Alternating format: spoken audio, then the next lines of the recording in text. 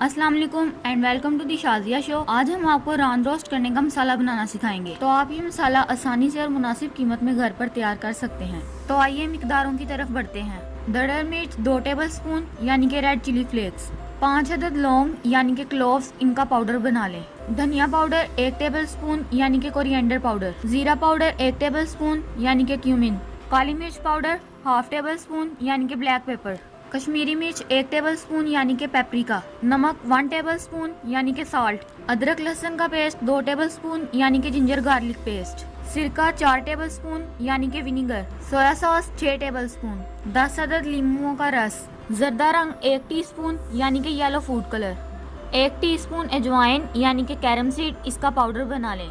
1 cup दही यानी कि yogurt, 5 tablespoon cooking oil, इसको मैरिनेशन के दौरान शामिल नहीं करना, इसको स्टीम रोस्ट के दौरान शामिल करना है। बकरे की रान रोस्ट करने का तरीका गौर से पढ़ लीजिए। एक अच्छी और मेयारी रान स्टीम रोस्ट करने के लिए जरूरी है कि बताई गई तमाम हदायत पर अच्छे से अमल किया जाए। तो दीजिए इजाजत, अपना बहुत सा ख्याल रखिएगा, हमें दुआओं में याद रखिएगा। अल्लाह हाफिज।